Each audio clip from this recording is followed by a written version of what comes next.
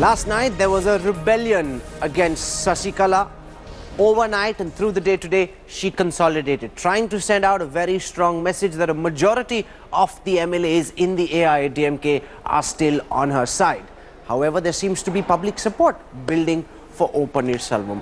At this time, Sasikala has virtually locked up the MLAs who are on her team, sending out this very strong message that no matter what Paneerselvam may try, he is in a minority and she still hopes to be the queen of Tamil Nadu. Here's the big story tonight.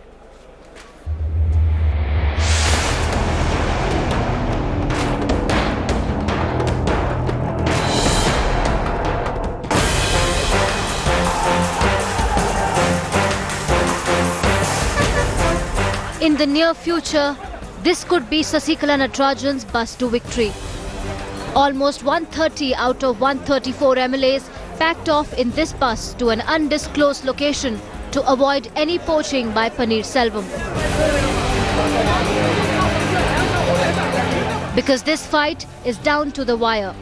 Whoever has the majority of MLAs by their side will become Chief Minister of Tamil Nadu. Paneerselvam's over 30-minute meditation may have changed Tamil Nadu politics. But Sasikala Natarajan has made it clear. She is more than just Jaya's shadow. She accuses Paneerselvam of betraying the party's trust and sleeping with the enemy, the DMK.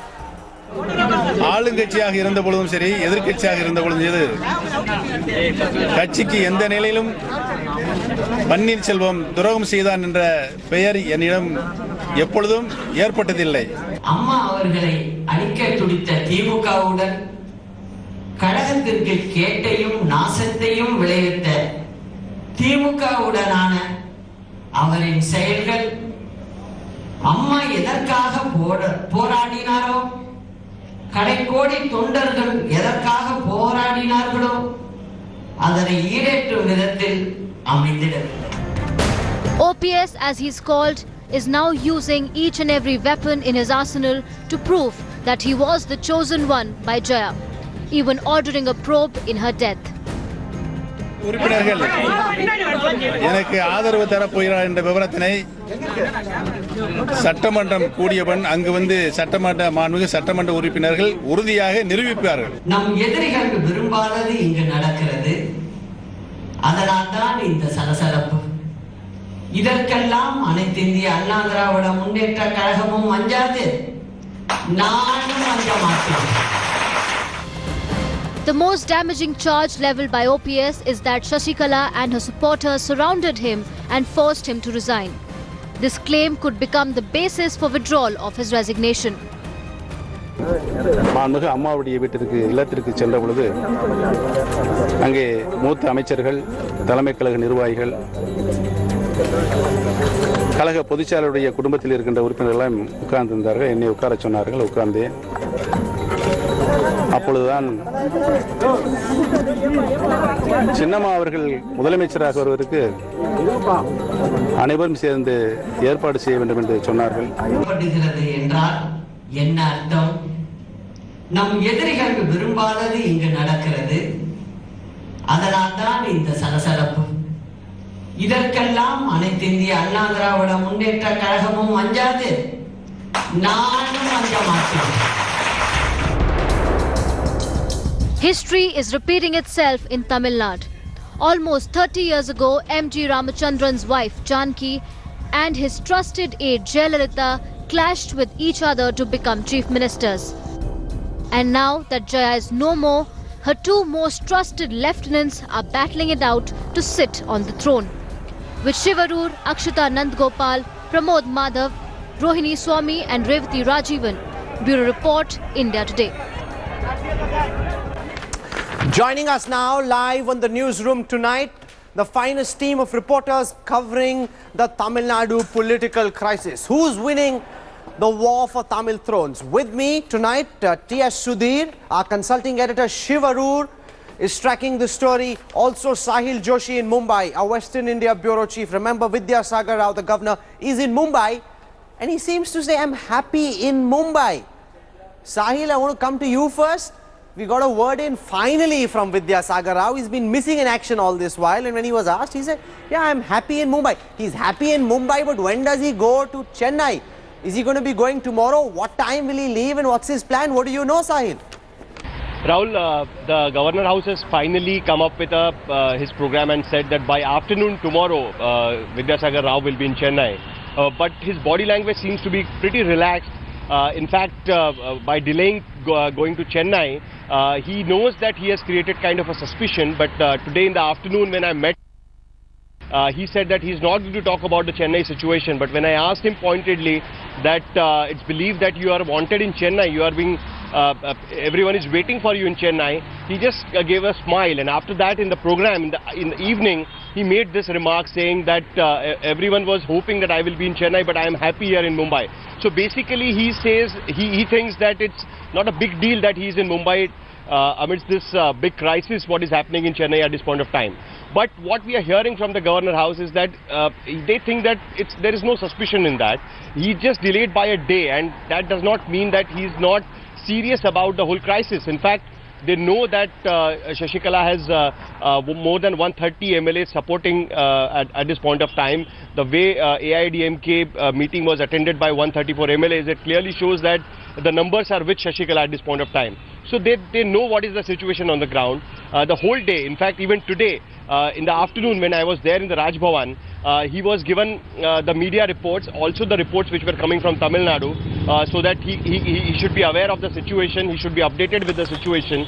So that means Vidyasagar Rao is well averse with the situation. He knows that constitutionally, if the legislative party elects a particular leader, be clear that OPS is left alone to fight his battle.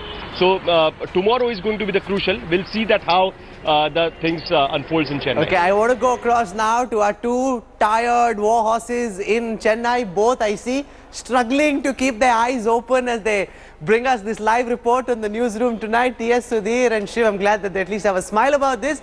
I'll start with you, Sudhir. Who's winning this battle for thrones in Tamil Nadu? You've got Paneerselvam. He has a few MLAs on his side, or at least he's been able to show just a few MLAs on his side, whereas the majority of the MLAs and former ministers seem to be currently siding with Sasikala. Is that really the way it is? Well, yes, but before that, I'll just add a couple of points to what Sahil just said. It is a fact that Vidyasagar Rao is closely following what's happening in Tamil Nadu, including media reports. In fact, I got a call saying that you had criticized that he's still in Mumbai on Karan Thapar show at 7 o'clock this evening. So that closely is what he's watching, the different media reports as far as his absence in Chennai is concerned. Yes, as far as the battle between Paneerselvam and Shashikala is concerned, numerically, Shashikala definitely has the upper hand. She has the support of over 130 MLAs. All of them have been kept together at different places in Chennai all through the day today, and she wants to ensure that there is no migration of MLAs from her camp to the Paneerselvam camp. Paneerselvam camp has hardly about 3 to 4 MLAs, including himself. So at this point in time, they don't really have the numbers. But what I can tell you for sure is that there is no plan to have a swearing-in ceremony, at least immediately. Definitely not tomorrow, and it could not even be held on Friday. Governor Vidyasagar Rao only plans to meet a number of people, ascertain their views. He would meet Chief Minister Paneerselvam. He would also, of course, meet the AIDMK delegation led by Shashikala, but he is keeping his cards close to his chest as to whether he would want to go in for a swearing-in ceremony. The Paneerselvam camp, surprisingly, is very confident that the MLAs will cross over to them, to their camp once the verdict is out. So whether they know something which we do not know is the million-dollar question. But they, at this point in time, say the verdict will actually be the big game changer. Okay, Shivarud, a majority of the MLAs clearly siding with Sasikala at this time, but people on the streets in Tamil Nadu seem to be more in support of OPS. Is that really a correct reading? We saw what Kamal Hassan said. The acting legend seems to be now in the habit of giving these big breaking headlines on India Today. Is it really party with Sasi, people with OPS? Shiv?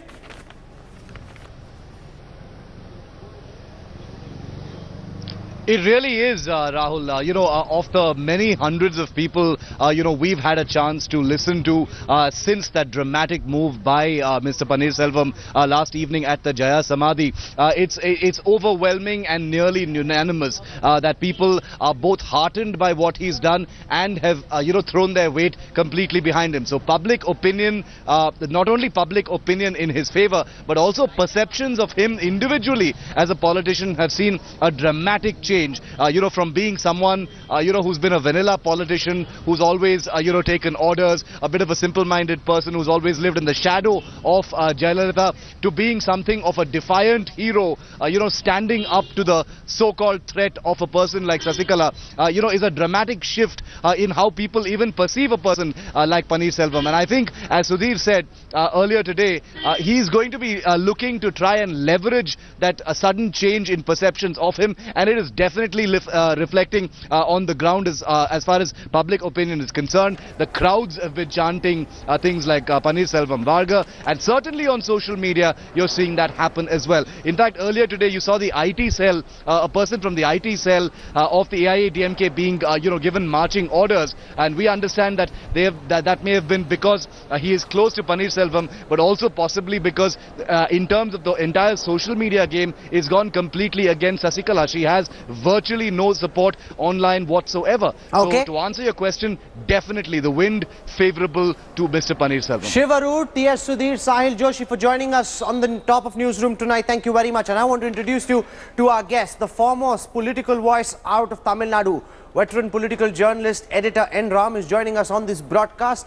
Dr. Subramaniam Swamy is with us on this broadcast. We've got TKS Elangovan, senior leader of the DMK, joining us also. Vikas Singh, former additional Solicitor General, Government of India, leading advocate in the Supreme Court. Durai Pandyan, member of the legal team of the AIADMK, is with us as well. I want to go across to Mr. Ram first. You've heard what our correspondents on the ground are saying, Mr. Ram. You understand Tamil politics better than anybody else. The biggest question in the mind of people who are tracking the story nationwide: who's winning the war of thrones in Tamil Nadu, Mr. Ram?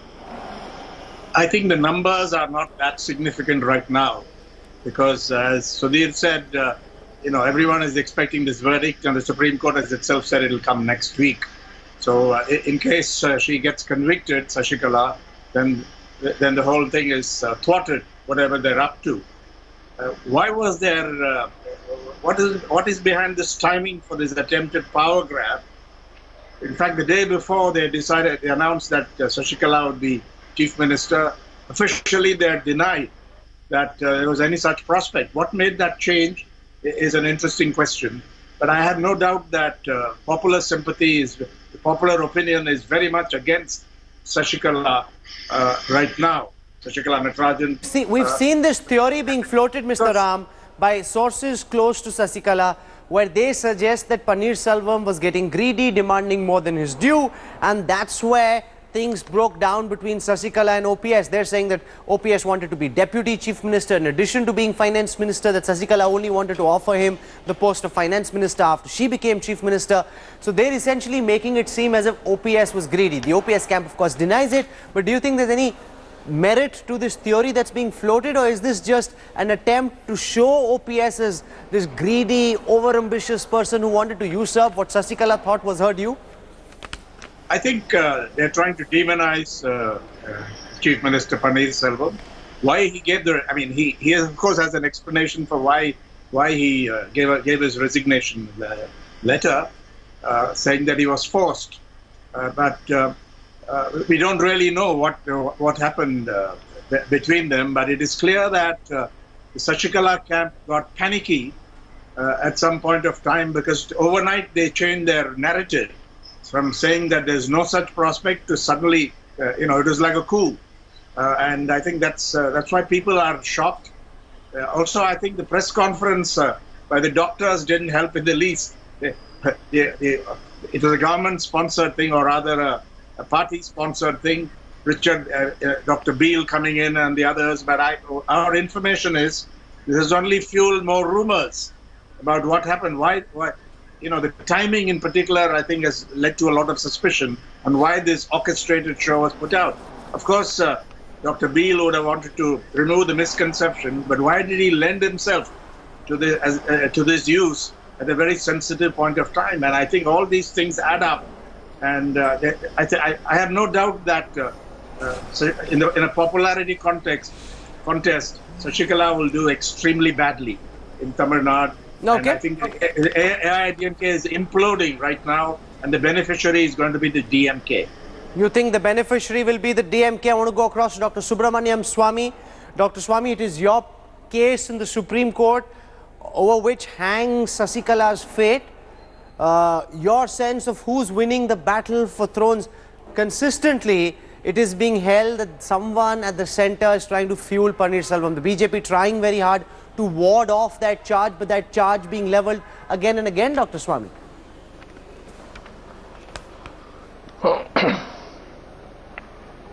Well, there may be someone, but that doesn't mean the BJP government or the BJP party is doing it. Whatever I know of the situation, I don't think the BJP government or the BJP party is at all involved with this whole thing. The fact of the matter is you have to distinguish between what is a constitutional imperative and what our personal likes and dislikes and our own assessment of mob, public fervor, etc., etc. These are not subject to objective tests just now. Objectively speaking, Sasikala has maintained her majority strength with very little erosion after all the media hype, etc., for Mr. Paneerselvam. And the constitutional imperative deserves to be sworn in, and I think this is a Dr. Swamy who's talking in a rather uncharacteristic fashion. You're being diplomatic tonight, Dr. Swamy. I asked a direct question. Who does Dr. Subramaniam Swamy think is winning the Tamil game for thrones? Is it going to be Sasikala? Is it going to be OPS? Who do you think is winning, sir?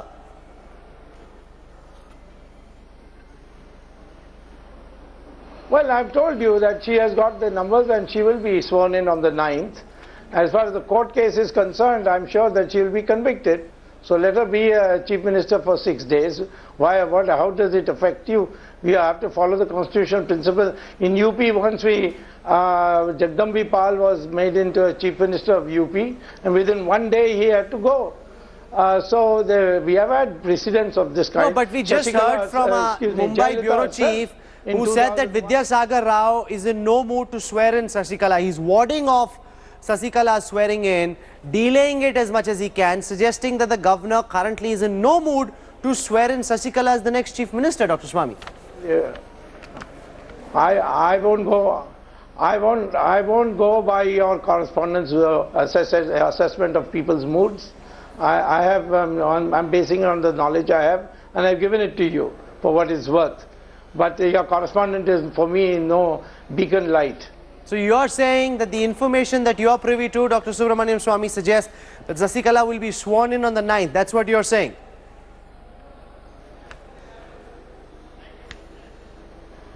That's right. That's what I'm saying. Okay, I want to go across to TKS Alangovan, Member of Parliament of the DMK.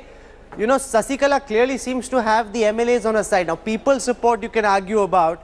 The core thing to look at in the short term is who has the party support. And when that question is asked, it seems, Mr. Alangovan, that Sasikala still has the majority of the party backing her. See, I find that when they carry all the MLAs and keep them away from going out of them, means that they are not confident on the numbers. Maybe some of them might go. They are now protected. They are now kept in a place where they will not go out. That shows that their confidence in their own MLAs. Let us wait and see. But there must be a floor test where they should prove, anybody should prove their strength. That is the normal thing which should happen when in case of such issues coming up within the party. But will the MK Stalin-led DMK be willing to support O. Paneerselvam if he's able to pull 1/3 of the MLAs away from the AIA DMK? Will you be willing to back him from the outside, or maybe form some kind of a coalition with him to run the government? We are the opposition party. I'll tell you, we are the opposition party. In the Tamil Nadu Assembly, there are only two units. One is the ADMK and the other is the DMK party, along with the allies, the Congress and the Muslim League. Other parties are not in the assembly. They have no say in the assembly. We will have to work as an opposition party. We will wait and see. We will not jump into conclusions and do things. Let us see what is happening in the state. Any split, one thing I can tell you, any split in the ruling party will always be on the the opposition party will try to take advantage. That is politics. Okay. That much I can say, but we will not decide anything right now. Let us wait and see what happens. Now, there are 5 possible scenarios that can play out. Now, I want to take our viewers through what may happen next, because that's the big question that is in everybody's mind. Let's take our viewers through what these scenarios are. Here they are, one by one, on your screen right now. Scenario 1, wait till the Supreme Court verdict in the Sasikala Acids case. The ball clearly in the governor's court. This is quite likely. This is scenario number 1. Scenario number 2, allow Paneerselvam to withdraw his resignation, order a floor test. This not quite that likely. Scenario number 3, swear in Sasikala as the chief minister immediately, which is what the constitutional imperative is.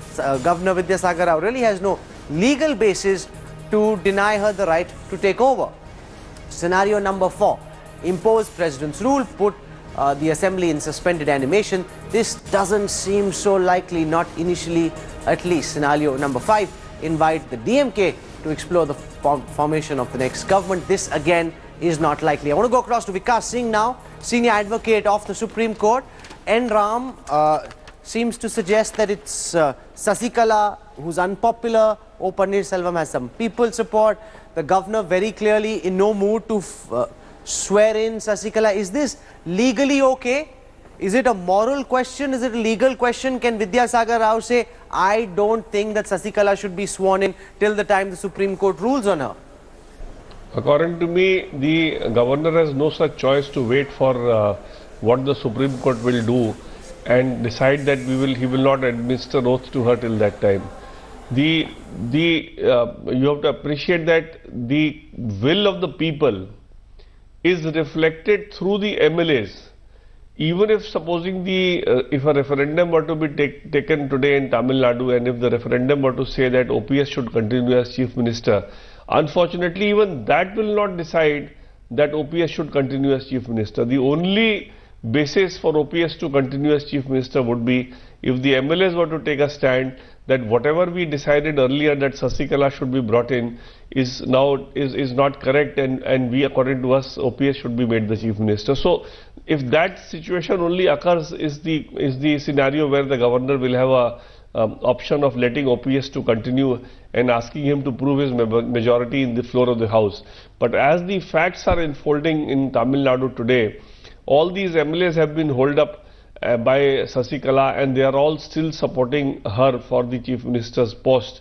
And as long as that remains, I see that the governor is committing a huge constitutional impropriety by not calling Sasikala and asking her to form the government. Because if you see in the Goa case, when the High Court had taken the view that the governor has some discretion in a matter notwithstanding having proved his majority and still dismissing the chief minister, the constitution bench in the Arunachal Pradesh matter has said that the view of the Bombay High Court in that matter was not correct, and governor has no such discretion.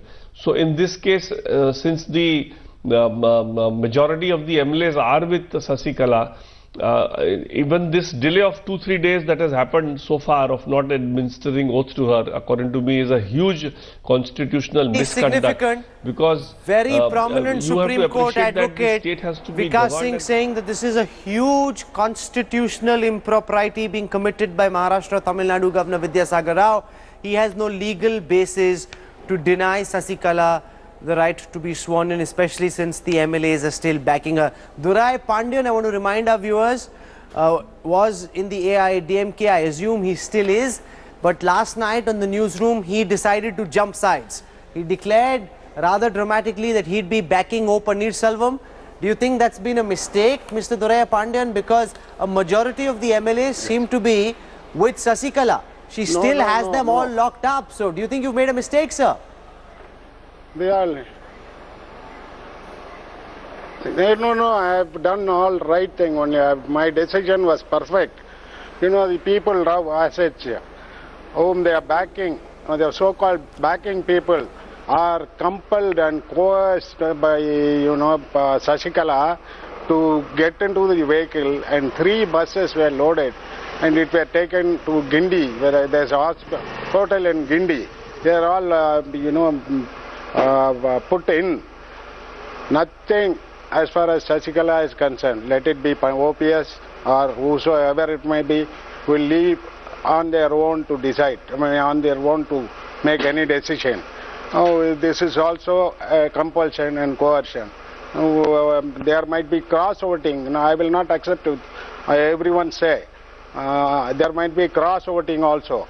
If at all there Can is you a explain to us, Mr. Pandian, what's the thinking in the OPS camp? What's the thinking in the Pannirselvam camp? What is your strategy? The majority of the MLAs are with Sasikala. You just heard a very prominent Supreme Court advocate say what the governor is doing is a grave constitutional impropriety. Dr. Subramaniam Swamy says Sasikala has to be sworn in by the 9th, even if she gets disqualified later. So what is Pannirselvam's strategy? I do agree. Yes, no, that is true. That is true. What Mr. Swamy says is true. But what do I say? Could you please repeat the question? What is Pannirselvam's strategy? Why do you think Pannirselvam will win the war for thrones in Tamil Nadu? It is past history. It is studied. There are plenty of times. Cross votings were there, and the votes which they can never expect will fall this side, and the votes which will expect them, which they expect, will go the other side. So if at all there is any failure on the part of Mr. OPS, it will be like Janaki faction, Janaki Ramachandran's faction. In a few months, the whole delegates, right now the delegates all are supporting only Mr. OPS. They'll all fall back. Fall behind Mr. N. Ram, Mr. OPS, and we'll have the political memory in India is usually very short. India is a young country. People may or may not remember what happened once MGR passed away. Now we're seeing Duraiya Pandian say that's essentially what happened when MGR passed away. Initially it seemed Janaki was winning and then Sasikala just took over. Do you believe that even if Sasikala wins the battle, O Pannirselvam will win the war, that we're essentially seeing a sense of deja vu, history repeating itself, Mr. Ram? Well, I think it's very hard to argue by analogy, and it's clear that Jayalalitha was a formidable political leader, whatever her weaknesses and so on were. But I don't think we would make a comparison between Jayalalitha and Pannirselvam or Sasikala and so on. So I wouldn't enter that area at all. But it is true that in the past there have been surprises, but let's not speculate too much on that. Yes, I think there is a constitutional issue here. Of course, the other issue is Pannirselvam has said he was forced. And if they're going to look into that, then it may take a little bit of time. But I see the point that Dr. Swamy makes, and also the senior advocate made, that the governor has no real discretion, and I think he can't play games. Yes, that's true. But in this particular case, what we are looking at is where popular sympathy is, and as far as we can tell, it is not with Sasikala at all. That's what I was saying. The O Pannirselvam camp argues that what you're seeing is. One second. What you're seeing, Dr. Swamy, Duraiya Pandian says is only ephemeral support, that when it actually comes to voting, a lot of people who at this time seem to suggest that they're in Sasikala's camp will actually not back her. Do you think that's possible, that they're being coerced, they don't know who's winning and therefore they want to be on the safe side, but if they see the winds change, they could change too? Dr. Swamy?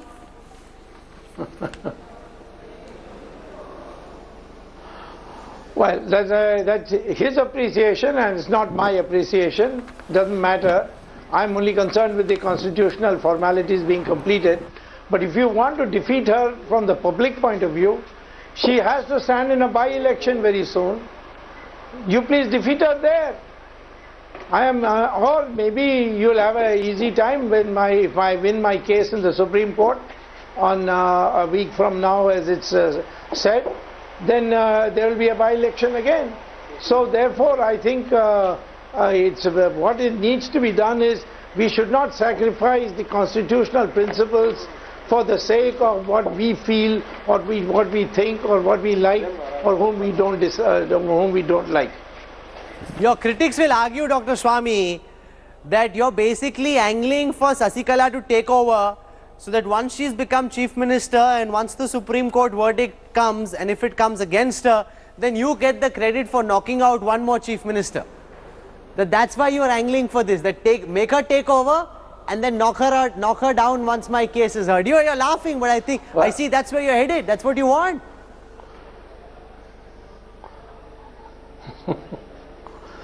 No, that's not what I want. I want, as I fought the emergency, you may not remember the emergency, I remember it very well, and it was one of the things that time we all swore that we will never allow the Constitution to be defiled again.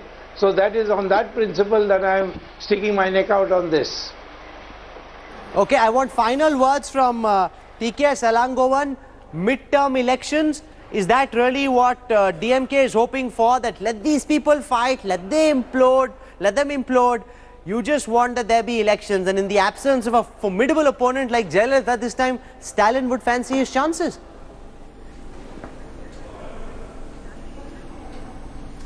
Definitely. See, when the ruling party is splitting, it will be to the advantage of the opposition party. So we will wait, because we don't want to guess or think that something will happen in our favor. We will wait for it and decide as and when something happens. Our decisions, we cannot take immediate decisions now. We will wait for what is happening, and anything happening in the ruling party, any split in the ruling party will always be to the advantage of us. Dorai Pandian, final words. What will be Paneerselvam's next move? Will he want to meet Governor Vidyasagar Rao when he comes into Chennai tomorrow? Will he be demanding that there be a floor test? What will Paneerselvam want to do next, Mr. Pandian? No accusation against, as far as OPS is concerned, no accusation. Unlike others whom they are trying to fight for the post of Chief Minister, having bundle of cases behind, and they want to come up as Chief Minister, which will never be possible. Tamil Nadu people will definitely teach them a proper lesson. That is all I can say. Okay, I'm going to leave it there. Dr. Subramaniam Swamy, N. Ram, Vikas Singh, Dorai Pandian, TK Salangovan for joining us on the newsroom tonight. Thank you very much, gentlemen. Fascinating. There's a game of high-stakes poker going on at this time.